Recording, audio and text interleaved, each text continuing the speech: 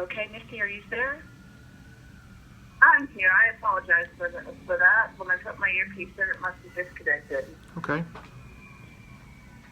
So, Orin, is this better, or are you able to hear me better now? It's a little bit better, yes. Okay, that's good. All right, so I understand that you requested a meeting to speak with us. How may we help you? Well, I put in a complaint on March 3rd, and I don't believe that I've heard anything from you all, and so that's kind of where we are. Well, we were waiting the third-party determination, and my understanding is that at this point, all but one has been resolved, not finding a violation. Is that correct? Yes, I mean there's still some things outstanding on the CPS complaint. We're still trying to run down. Yes, there is the OCR complaint. However, that deals with really school district matters and violations of law by the school district. And let me just jump in here, and I want to talk to you about some new developments that have come up. I would assume that if the three of us, if any of the three of us had a loved one, say a sister, a brother, a mother, or a father that we suspected had cancer, and we took that loved one to an oncologist, a cancer doctor, and we were to learn from the cancer doctor, hey, clean bill of health, we'd be very excited, but then we'd be really disheartened and upset if 3 weeks later we found out that oncologist, that cancer doctor, didn't have a medical degree. That, might have attended medical school for a couple of years, but never picked up that medical degree. Well, that's what's going on with Kelle Wood Rich. Kelle Wood Rich is holding herself out publicly as having obtained a PhD. That is a lie.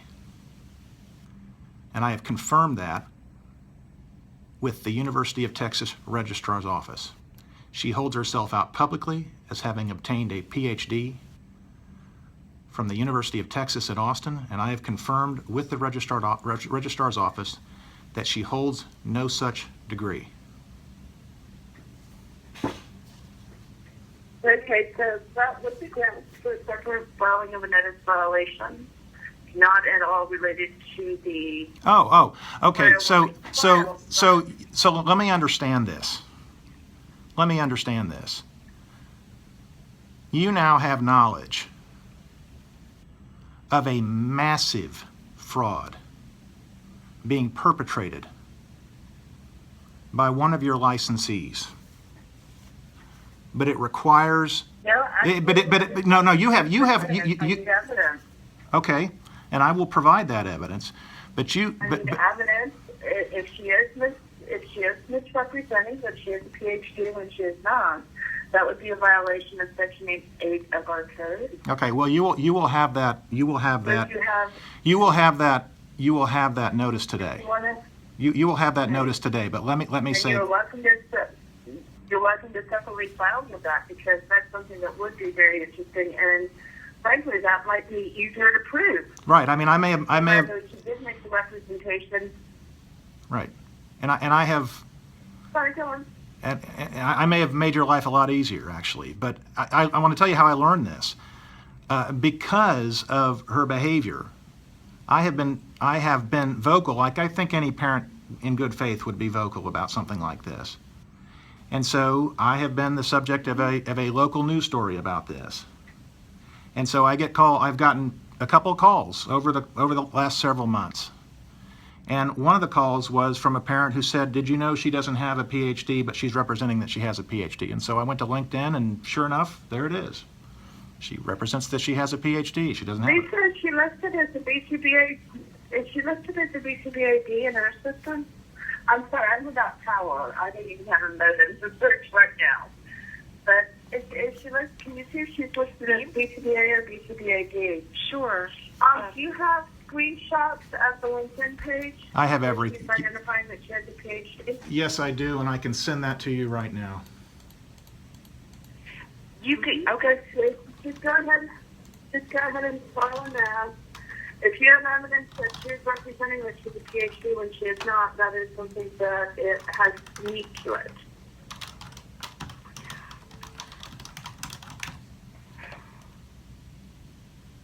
Okay, I will have that file today, but I want to, Look at.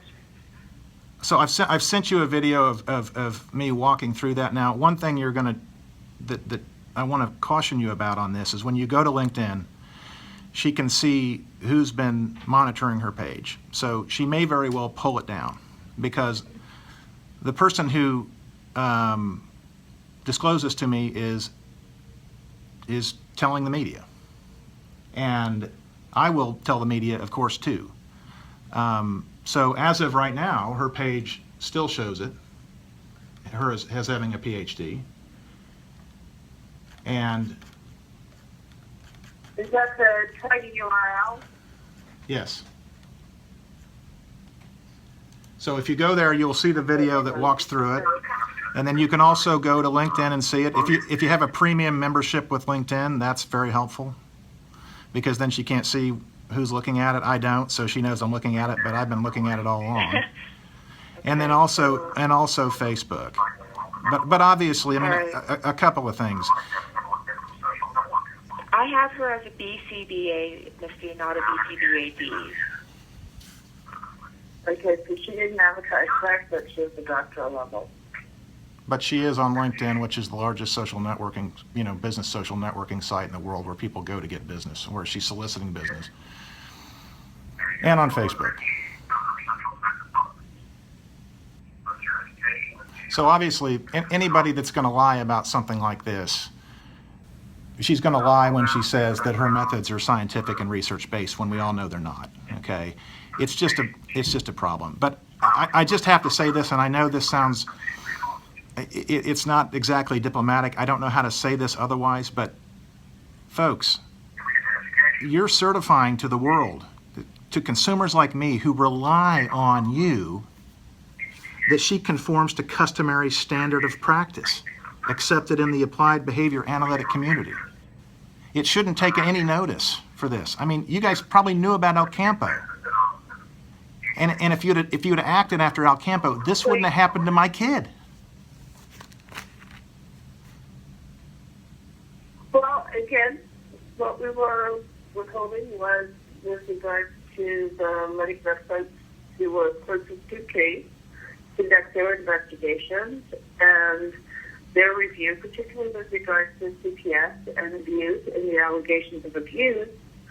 I want to get back for 1 second and ask you about that. You said that there was something that was still outstanding in the CPS investigation. Could you elaborate on that at all? Well, I mentioned it in my email. They did not interview any of the 3 witnesses who were in the room, who witnessed it, who exhibited... Their determination is final, is that correct? It's subject to a internal review, which is ongoing. Okay, but it wouldn't be an external. It wouldn't change the outcome of their finding that she did not. It may or may not. It may or may not. If they're found to not be following procedures, they are required by law to interview witnesses that might have relevant information. And they didn't. And they've admitted they didn't. So Don't they have discretion, and do they do and don't? they do not have discretion. The statute is clear. They must interview witnesses that have relevant or may have relevant information. And when you have somebody walking out of the room saying, "I can't do this anymore," when you have someone in the principal of the school who witnessed it who tells me, "I'd have called the cops if I'd have seen you doing this to your son out in the parking lot," they have relevant information. And when you have another person who twice tried to rescue my son and she's not interviewed, she has relevant information. It's obvious that we need to know why she wanted to rescue this child twice from this behavior. But again, I want to get back to today's conversation. She's a liar. I've caught her in other lies. She lied to me when she said, when she put in writing that she had reviewed my son's behavior plan prior to interacting with him. We know that's not true because she received the behavior plan by email 38 minutes into the exercise. She's holding out that that this is scientific and research-based. She's teaching this to children in the district, and she's doing it burnishing your credential. And that's a problem for you. Not just for me, but I would think that you would want that to stop because she's acting in a manner that is not safe. She's creating a serious risk of harm. I mean, the school district has told me in writing that my son became an imminent serious risk of harm that day. And she has admitted in writing that that was her objective. And you're sitting there and you're continuing to sit on your hands while this goes on. And she is out there training all kinds of teachers, and she's out there interacting with children every day. And it's a problem. It's as much a problem for me with my kid, and again, a child with epilepsy, a child she knew had seizures. It's just as much a problem for you as it for me because she's involving you in her fraud, and you've got to put a stop to it. Well, and I know that you understand, being an attorney, that in order to do that, we need clear and convincing evidence. And Okay. the evidence we have so far, excuse me? First of all, I don't think you. Hello? Hello, I can hear you. You do need clear and convincing evidence. What steps have you taken since March 3rd to run that down? Well, we are the body that will look at the evidence that's submitted to us. Right, but you haven't. We're not a third-party investigatory body. But you haven't done that. We're not on the ground in Texas able to, again, we were withholding for the CPS investigation. Well, no, you have an independent duty because you are certifying to the world that she conforms to customary standard of practices. And we have, I'll stop you right there, we have the discretion in that independent duty to withhold action pending third-party investigations, which is what we do. And we sent you a lengthy email on this topic. You may think that. So, Yes, that's fine, but I'm just telling you that parents, I want you to just, please, get outside your bubble for a second. There are parents like me who have very sick children who rely on you to provide accurate certifications. And you're not doing it. If you're telling me, you're telling. To the best of our knowledge, our certification. I'm sorry. I believe that I'd like to go ahead and end this conversation now, and all of our future correspondence may be in writing on this topic because we've had some back and forth already. And I believe that we had sent you an email explaining why we withhold waiting third-party action. I know what you're right, and I understand what your internal procedures are, but I also know that if Underwriters Laboratory were to put its seal of approval on building materials that they know or should know are inflammatory and can burn down a house, and they continue to put that seal on it, that's a problem for Underwriters Laboratory.